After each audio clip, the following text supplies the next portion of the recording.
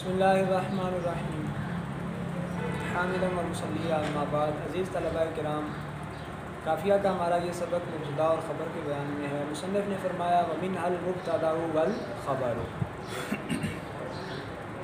اور مرفوعات میں سے دو یہ بھی ہیں، مبتدا اور خبر. اچھا، یہاں مصنف نے منہا ضمیر مؤنث کی ذکر کی ہے اور فاعل کا ذکر کیا. وہاں فرمایا فمنہ الفاعل، وہاں ضمیر مذکر کی ذکر کی. وجہ فرق کیا ہے؟ تو اس کا جواب یہ دیا گیا ہے کہ وہاں مصنف نے خبر کی تذکیر کے اعتبار سے کیا کیا ہے، ضمیر مذکر ذکر کی ہے، اور یہاں خبر کی مرجع کی تانیث کے اعتبار سے ضمیر مؤنث ذکر کی ہے. اس کا مرجع مرفوعات ہے اور وہاں مرجع جو ہے وہ جو مرفوع کی تعریف کی تھی وہ ہے. فالمبتدأ هو الاسم المجرد عن العوامل اللفظیہ مسندا الیہ. مبتدا وہ اسم ہے جو عوامل لفظیہ سے خالی ہو. یہ جو قید لگائی هو الاسم، اس قید کے ساتھ غرض ماتن فعل سے اعتراض کرنا ہے، کیونکہ فعل کبھی بھی مبتدا واقع نہیں ہوتا. المجرد عن العوامل اللفظیہ، اس قید کے ساتھ غرض مصنف ان اسماء سے اعتراض کرنا ہے جن میں عامل لفظی موجود ہوتا ہے، اور وہ لفظی عامل انا ہے، کانا ہے، ماولا اور دیگر جو عوامل ہوتے ہیں اور اسم پر ناصب ہوتے ہیں. تو مبتدا وہ اسم ہوگا جو عوامل لفظیہ سے خالی ہو، حال یہ ہے کہ وہ مسند الیہ ہو. وہ کیا ہو؟ مسند الیہ. تو مسند الیہ کی قید کے ساتھ خبر سے اعتراض کیا، کیونکہ خبر مسند بھی ہوتی ہے، مسند الیہ نہیں. تو یہ ہوگی مبتدا کی قسم اول کی تعریف. آگے قسم ثانی کی تعریف کی. اب صفت الواقعۃ بعد حرف النفی او الف الاستفہام رافعۃ لظاہر، یا پھر مبتدا وہ صیغہ صفت ہوگا جو حرف نفی کے بعد آئے یا الف استفہام کے بعد آئے. حال یہ ہے کہ وہ صیغہ صفت اسم ظاہر کو رفع دینے والا ہو. اگر اس میں ظاہر کو رفع نہیں دے گا، یہ قید بھی قید اعتراضی ہے، تو پھر وہ مبتدا کی قسم ثانی نہیں بن سکتی. مثل زید قائم، زید قائم یہ مبتدا کی قسم اول کی مثال ہے. اس میں دیکھیں زید ایسا اسم ہے جو عوامل لفظیہ سے خالی ہے، مسند الیہ ہے، تو مبتدا ہے، قائم اس کی خبر ہے. وما قائم الزیدانی و اقائم الزیدانی، یہ ہے قسم ثانی کی مثال. اس میں صیغہ صفت حرف نفی کے بعد واقع ہے اور اس میں ظاہر کو رفع دے رہا ہے. اقائم الزیدان میں اس میں صیغہ صفت الف استفہام کے بعد واقع ہے، اس میں ظاہر کو رفع دے رہا ہے. تو یہ مبتدا کی قسم ثانی.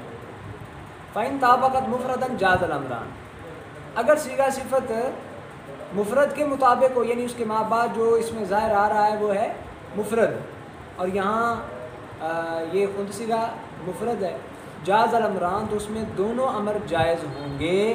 دونوں امر جائز ہونے کا مطلب کیا ہے کہ اس صیغہ صفت کو ہم مبتدا کی قسم ثانی بنا لیں، یا پھر دوسرا یہ ہے کہ اس کو خبر مقدم اور ما بعد اس میں ظاہر کو مبتدا مؤخر بنا لیں.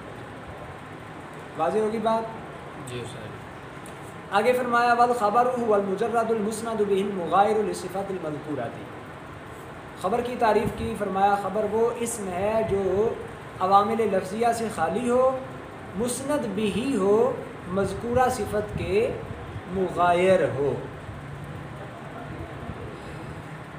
مسند بھی کی قید سے مبتدا سے اعتراض کیا کیونکہ وہ مسند الیہ ہوتا ہے، اور المغایر لصفات المذکورہ سے مبتدا کی قسم ثانی سے اعتراض کیا، یعنی صیغہ صفت جب حرف نفی یا الف استفہام کے بعد واقع ہو کر اس ظاہر کو رفع دے.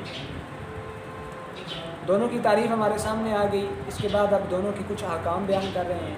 فرمایا وَأَصْلُ الْمُبْتَدَأِ التَّقْدِيمُ، مبتدا کے اندر اصل یہ ہے، اولا یہ ہے کہ مبتدا کیا ہو؟ پہلے ہو، خبر بعد میں ہو. ومن ثم جاز فی دارہ زید وامتنع صاحبہ فی دارہ. چونکہ مبتدا کے اندر اولا یہی ہوتا ہے کہ مبتدا کیا ہو، مقدم ہو. تو یہ مثال فی دارہ زید یہ جائز ہوگی.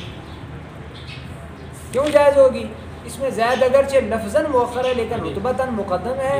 تو فی دارہ میں جو ہی ضمیر ہے با اعتبار رتبہ یہ اس کی طرف لوٹ رہی ہے کہ اس کا ذکر رتبہ کے اعتبار سے پہلے ہو چکا ہے، تو اس سے اضمار قبل ذکر لازم نہیں آتا.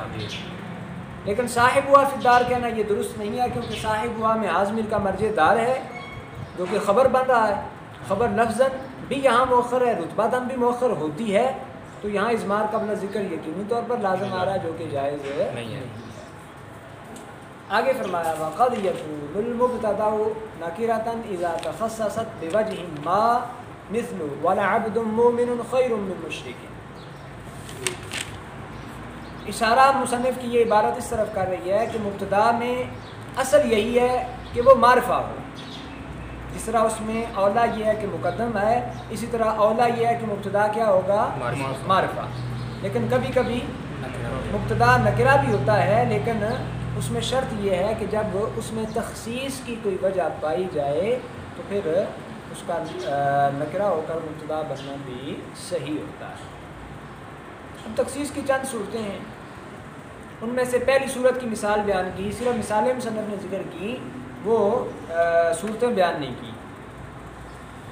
صورت کیا ہے کہ مبتدا خود نکرہ ہو اور اس نکرہ کے ساتھ صفت ذکر کی جائے جس صفت کی وجہ سے مبتدا میں تخصیص پیدا ہو. مبتدا اصل تو اس میں یہی ہے معرفہ ہو، لیکن نکرہ کے اندر چند صورتوں میں تخصیص پیدا ہو جائے تو یہ بھی ہو جاتا ہے، جسے ہم نے پہلی مثال پڑھی وَالْعَبْدُ مُؤْمِنٌ خَيْرٌ مِّن مُشْرِكٍ. اس میں صفت کی وجہ سے نکرہ میں عبد میں تخصیص پیدا ہو گئی ہے، اس کی صفت مومن آئی تو اس کو مبتدا بنانا درست ہے.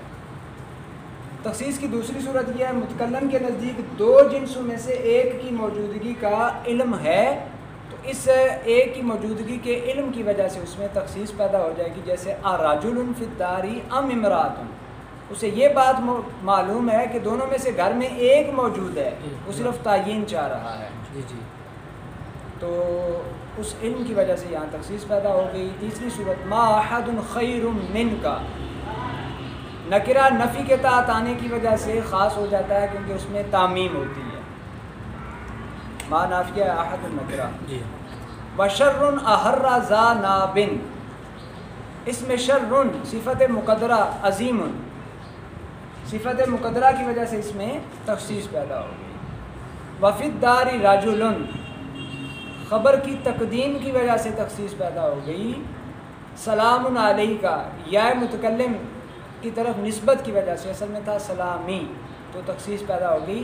تو یہ چند وجوہ ہیں کہ صفت کی وجہ سے تخصیص ہو جائے، دو جنسوں میں سے ایک کی یقینی موجودگی کا علم ہو جائے، صفت عموم سے تخصیص ہو جائے، صفت مقدرہ سے ہو جائے، خبر کی تقدیم سے ہو جائے، متکلم کی طرف نسبت سے تخصیص پیدا ہو جائے.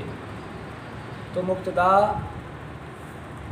نکرہ جو ہے بن سکتا ہے، نکرہ مقدم ہو سکتا ہے، نکرہ مبتدا بن سکتا ہے. والخبر قد يكون جملة مثل زید ابوہ قائم وزید قام ابوہ فلا بد من عائد. خبر کے حوالے سے بات بیان کی کہ خبر میں اصل تو یہی ہے، خبر مفرد ہوتی ہے، خبر جملہ بھی ہو سکتی ہے جی. اور جب خبر جملہ ہوگی تو جملہ کے اندر ایک ضمیر کا ہونا ضروری ہے جو مبتدا کی طرف لوٹ رہی ہو اور دونوں کے درمیان تعلق قائم کر رہی. جیسے زید ابوہ قائم، زید مبتدا ہے، ابوہ قائم جملہ مل کر اس کی خبر ہے، تو ابوہ میں وہ ضمیر ہے جو زید کی طرف لوٹ رہی ہے. زید قام ابوہ، زید مبتدا ہے، قام ابوہ اس کی خبر ہے جملہ فعلیہ، اور اس میں وہ ضمیر ہے جو زید کی طرف لوٹ رہی ہے اور دونوں کے درمیان تعلق قائم کر رہی ہے. وقد یحذف، کبھی کبھی قرینہ پایا جائے تو وہ ضمیر جو ہے جملے میں سے حذف بھی کر دی جاتی ہے. جیسے مختلف مثالیں اس کی ہیں. البر القر بستین السمن منمان بدرہم، اصل میں تھا البر القر منہ بستین درہم. وما واقع ظرفا فالاکثر ولا انه مقدر بجملۃ. یہاں سے خبر کی ایک اور صورت کا بیان کیا، اور وہ یہ ہے کہ خبر جب ظرف واقع ہو، خبر کیا ہو؟ جب ظرف واقع ہو، تو ایسی صورت میں اکثر ناویوں کا موقف یہ ہے کہ وہ جملہ کے انہ مقدر بجملہ، اسے جملہ کے متعلق کیا جائے گا اور اس کے ساتھ اس کی نسبت قائم کی جائے گی، اور وہ جملہ کیا ہوتا ہے؟ استقر. کیا ہوتا ہے جی؟ استقر. وَإِذَا كَانَ الْمُبْتَدَأُ مُشْتَمِلًا عَلَى مَا لَهُ صَدْرُ الْكَلَامِ مِثْلُ مَنْ أَبُوكَ أَوْ كَانَ مَعْرِفَتَيْنِ أَوْ مُتَسَاوِيَيْنِ نَحْوُ أَفْضَلُ مِنْكَ أَفْضَلُ مِنِّي أَوْ كَانَ الْخَبَرُ فِعْلًا لَهُ مِثْلُ زَيْدٌ قَامَ وَجَبَ تَقْدِيمُهُ. یہاں چند صورتیں بیان کی ہیں کہ جن صورتوں میں مبتدا کو خبر پر مقدم کرنا واجب ہوتا ہے، تقدیم اس کی واجب ہوتی ہے. یہ 4 صورتیں یہاں ذکر کی ہیں. پہلی صورت یہ ہے کہ مبتدا ایسی چیز پر مشتمل ہو جس کے لیے صدر کلام ہوتا ہے، جس کا شروع کلام میں آنا ضروری ہوتا ہے، جیسے استفہام وغیرہ. مثلا من ابو کا، تو مبتدا کو مقدم کرنا واجب. او کانا معرفتین، یا مبتدا اور خبر دونوں معرفہ ہوں تو مبتدا کو مقدم کرنا واجب، جیسے زید المنطلق. او متساویین، یا دونوں تخصیص میں مساوی ہوں، مبتدا میں بھی تخصیص ہوئی ہے، خبر میں بھی، اور دونوں تخصیص میں مساوی ہیں. مثلا افضل منک افضل منی، تو جو پہلا ہے اس کو مبتدا بنانا واجب ہوگا، کیونکہ یہاں دونوں جو ہیں افعل و تفضیل کے صیغے ہیں اور من کے ساتھ خاص ہیں، من کی وجہ سے ان میں تخصیص پیدا ہوئی. چوتھی صورت یہ ہے او کان الخبر فعلا له، جو خبر ہے وہ مبتدا کا فعل ہو،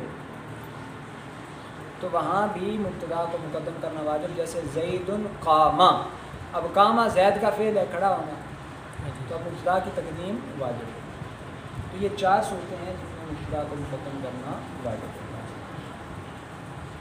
اس کے بعد اگلی عبارت میں مصنف نے چند صورتیں بیان کی ہیں جن میں خبر کی تقدیم واجب ہوتی ہے. فرمایا وَإِذَا تَضَمَّنَ الْخَبَرُ الْمُفْرَدُ مَا لَهُ صَدْرُ الْكَلَامِ مِثْلُ أَيْنَ زَيْدٌ أَوْ كَانَ مُصَحِّحًا لَهُ مِثْلُ فِي الدَّارِ رَجُلٌ أَوْ لِمُتَعَلِّقِهِ ضَمِيرٌ فِي الْمُبْتَدَإِ مِثْلُ عَلَى التَّمْرَةِ مِثْلُهَا زَبَدًا أَوْ كَانَ خَبَرًا عَنْ أَنَّ مِثْلُ عِنْدِي أَنَّكَ قَائِمٌ وَجَبَ تَقْدِيمُهُ.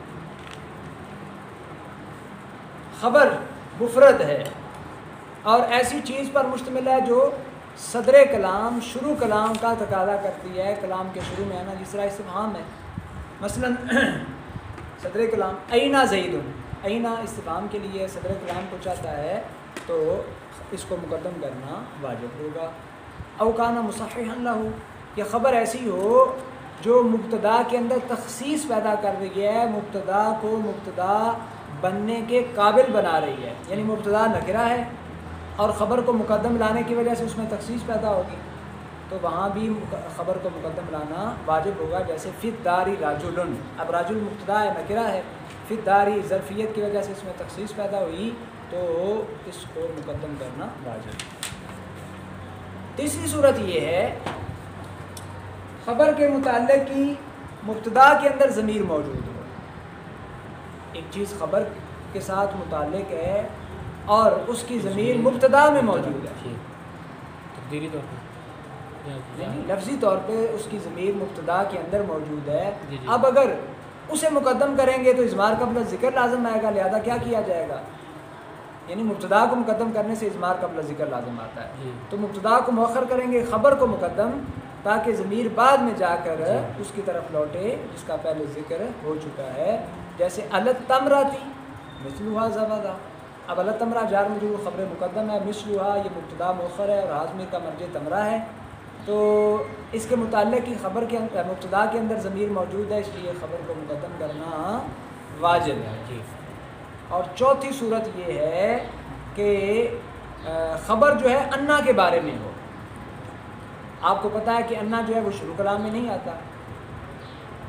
اب اگر خبر کو مؤخر کریں، اسے شروع میں لے کے آئیں تو یہ درست نہیں ہوگا، کیونکہ پھر یہ نہ ہوگا، لہٰذا یہاں بھی خبر کو مقدم کرنا واجب ہوگا. جیسے عندی انک قائم، تو انا اپنے اسم اور خبر سے مل کر یہ مبتدا مؤخر ہوگا اور ان کی خبریں مقدم ہوگی.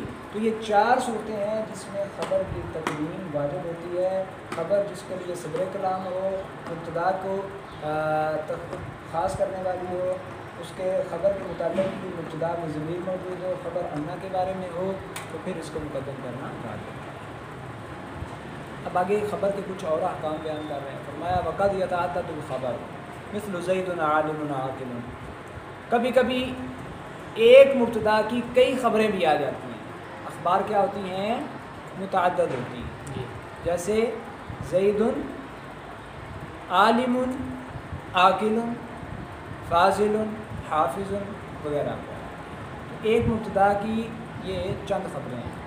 ایسا دوسرا اس کے بعد مبتدا کے حوالے سے مزید احکام بیان کیے. فرمایا وقد یتضمن المبتدا معنى الشرط فيصح دخول الفاء في الخبر. کبھی کبھی مبتدا شرط کے معنی کو متضمن ہوتا ہے. ایسی صورت میں اس کی خبر میں فا کو لانا درست ہوتا ہے. خبر میں فا کو لانا درست ہوتا ہے یعنی کب؟ جب مبتدا شرط کے معنی کو متضمن ہو. اور یہ کون سی جگہ ہیں؟ وذالک الاسم الموصول بفعل او ظرف او النکرۃ الموصوفۃ بہما. خبر میں فا کب آئے گی؟ جب اسم کا صلہ فعل ہو. اسم کا صلہ فعل ہو تو مبتدا شرط کے معنی کو متضمن ہوگا. یعنی وہ اسم جس کا صلہ کیا آ رہا ہے؟ فعل. صلہ فعل آ رہا ہے تو وہ اسم اپنے صلہ سے مل کر مبتدا متضمن معنی شرط ہوگا. جیسے مثل الذی یاتینی. الذی یاتینی. اب الذی اس میں موصول ہے، یاتینی اس کا صلہ ہے، تو اس کی خبر کیا آئے گی؟ فلہ درہم. تو خبر میں فا لانا درست ہوگا. اسی طرح اس میں موصول کا صلہ جو ہے وہ کیا ہو؟ ظرف ہو. الذی فی الدار فلہ درہم. اب اللہ جس میں موصول صلہ ہے فی الدار جو کہ ظرف ہے، تو خبر میں فعل آنا صحیح. اسی طرح نکرہ جو ہے اس کی صفت فعل ہو یا نکرہ کی صفت ظرف ہو. اچھا، نکرہ کی صفت فعل یا نکرہ کی صفت ظرف ہو. فعل کی مثال وَكُلُّ رَجُلٍ یاتینی فلہ درہم. اب اس میں راجل نکرہ ہے، اس کی صفت یاتینی فعل آ رہا ہے، تو خبر میں فعل آنا جائز. کل رجل فی الدار فلہ درہم. اس میں رجل نکرہ ہے، فی الدار اس کی صفت ظرف آ رہی ہے، تو اس کی خبر کے اندر فعل آنا جائز کیونکہ یہ شرط کے معنی کو متضمن ہے. تو یہ چاروں صورتیں جب پائی جائیں، اسم کا صلہ فعل ہو، اسم کا صلہ ظرف ہو، نکرہ کی صفت فعل ہو، نکرہ کی صفت ظرف ہو، تو اس صورت میں مبتدا شرط کے معنی کو متضمن ہوتا ہے، خبر میں فعل آنا درست ہوگا. اس کے بعد آگے فرمایا جی ولیتا ولعل مانعان بالاتفاق والحق بعضهم ان بهما.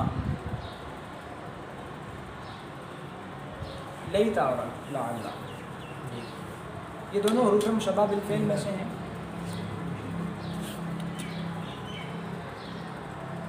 اچھا، جب لیتا اور لعل مبتدا پر داخل ہوں تو پھر مبتدا کی خبر میں فا لانا بالاتفاق جائز نہیں ہوتا. کیوں جی جائز نہیں؟ اس لیے جائز نہیں ہوتا کیونکہ یہاں تناقض معنوی پایا جاتا ہے. اگر ہم فا کو لے آئیں تو یہ تناقض معنوی کی طرف لے کے جائے گا، اور اس سے مدعا اور متکلم کا مقصود باطل ہونے کا خدشہ ہے. تو کیا کیا جائے گا؟ فا کو داخل نہیں کیا جائے گا. لیکن تناقض معنوی کیسے ہے؟ وہ اس طرح ہے کہ لیتا اور لعل آپ کو معلوم ہے دونوں یہ انشاء کی اقسام میں سے ہیں، تمنی اور ترجیح. تو ان دونوں کے حوالے سے صدق و کذب کا حکم تو لگایا نہیں جا سکتا، جبکہ فا کے بعد جو چیز آتی ہے وہ محض خبر ہوتی ہے، خبر محض ہوتی ہے، اس میں صدق و کذب کا حکم لگایا جاتا ہے. ان میں صدق و کذب کا حکم نہیں لگایا جاتا.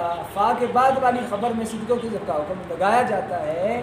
تو اگر وہاں فا کو لے آئیں تو اجتماع ضدین یا تناقض لازم آئے گا جو کہ درست نہیں ہے، اس لیے فعال نہیں ہے۔ اور بعض نامیوں نے کہا جی انا بھی ان دونوں کے ساتھ مل جاتا ہے، انہوں نے انا کو بھی ان کے ساتھ ملا دیا اور کہا ہے کہ انا کی خبر کے اندر بھی فا نہیں لائیں گے۔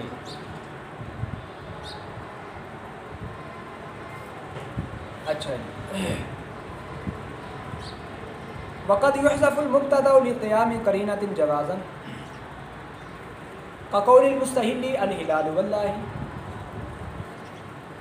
یہاں سے مبتدا اور خبر کے حذف کے حوالے سے مصنف کچھ احکام بیان کر رہے ہیں۔ جب قرینہ پایا جائے تو وہاں جوازی طور پر مبتدا کو حذف کرنا درست ہوتا ہے۔ مثلا کسی نے چاند کو دیکھا تو چاند کو دیکھنے کے ساتھ ہی کیا دیا الہلال واللہ، مبتدا کا ذکر ہی نہیں کیا، کہنا کیا تھا ھذا ہلال واللہ، یہ چاند ہے اللہ کی قسم۔ تو یہاں قرینہ حالیہ جو ہے اس کی وجہ سے کیا ہوگا، مبتدا معذوف ہوگا۔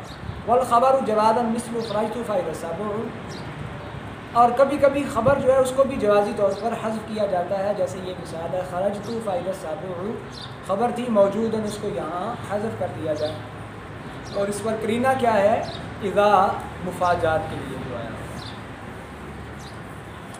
ووجوبا فی ملتزم فی موضعه غیرہ مثل لولا زید لکان کذا، اور چند جگہیں ایسی ہیں جہاں مبتدا کی خبر کو حذف کرنا واجب ہوتا ہے، اور وہ جگہ کون سی ہیں؟ وہ جگہیں جہاں خبر کی جگہ غیر خبر کا التزام کیا گیا ہے، اس کو وہاں ذکر کیا گیا ہے، جیسے لولا زید لکان کذا۔ مطلب یہ ہے کہ ہر وہ اسم جو لولا کے بعد واقع ہو اور اس کی خبر عام ہو تو خبر کو حذف کرنا اور جواب لو کو اس کا قائم مقام بنانا واجب ہوتا ہے۔ تو لکان کذا یہ لو کا جواب ہے جو خبر کے قائم مقام ہوگا۔ ومثل ضربی زیدن قائما، یہ دوسری جگہ ہے، اور اس میں بھی مبتدا کی خبر کو وجوبی طور پر حذف کیا گیا ہے۔ قاعدہ یہ ہے کہ ہر وہ مبتدا جو صورت کے اعتبار سے مصدر ہو، فاعل یا مفعول یا دونوں کی طرف مضاف ہو، اور اس کے بعد حال مفردہ ہو یا حال جملہ ہو، تو وہاں بھی خبر کو حذف کرنا واجب ہوتا ہے۔ اب یہاں دیکھیں ضرب مصدر ہے اور اس کی اضافت ہو رہی ہے یا کی طرف جو کہ اس کا فاعل ہے، اور بعد میں زید مفعول واقع ہے اور قائمن اس کا حال بن رہا ہے، اس لیے خبر کو حذف کرنا واجب ہوگا، کیونکہ یہاں جو حال ہے یہ خبر کے قائم مقام۔ اسی طرح ایک اور مثال بیان کی وَكُلُّ رَجُلٍ وَضِيعَتُهُ، یہاں بھی خبر کو حذف کرنا واجب ہے۔ اس کا قاعدہ یہ ہے کہ ہر وہ جگہ جہاں مبتدا پر واو کے ساتھ کسی چیز کا عطف کیا گیا ہو اور واو ما کے معنی میں ہو، واو بمعنی ما ہو اور مبتدا پر اس واو بمعنی ما کے ذریعے کسی چیز کا عطف کیا گیا ہے، تو وہاں کیا کیا جائے گا، خبر کو حذف کیا جائے گا، اور یہ جو واو بمعنی ما کے بعد امر آ رہا ہے وہ خبر کے قائم مقام ہوگا، جیسے کل رجل وضیعتہ، اب یہ واو بمعنی ما ہے اور ضیعتہ قائم مقام ہے خبر۔ اور آخری مثال ہے جی وَلَعَمْرُكَ لَأَفْعَلَنَّ كَذَا، لَعَمْرُكَ لَأَفْعَلَنَّ كَذَا، اس حوالے سے کہتا یہ ہے کہ ہر وہ مبتدا جو مقسم بھی ہو، یعنی جس کی قسم کھائی گئی ہے، تو اس کی خبر کو حذف کرنا اور جواب قسم کو اس کا قائم مقام بنانا واجب ہوتا ہے۔ تو لَعَمْرُكَ یہ قسم ہے، لَأَفْعَلَنَّ كَذَا جواب قسم ہے جو قائم مقام خبر ہے، یہاں سے خبر ہے وجوبی طور پر محذوف ہے۔ الحمدللہ یہاں تک ہمارے مبتدا اور خبر کے حوالے سے تفصیلی احکام مکمل ہوئے۔ انشاءاللہ العزیز ہمارا اگلا سبق جو ہے وہ مرفوعات کی دیگر اقسام کے بارے میں ہوگا۔ اللہ رب العزت کی بارگاہ میں دعا ہے اللہ تعالیٰ اس سے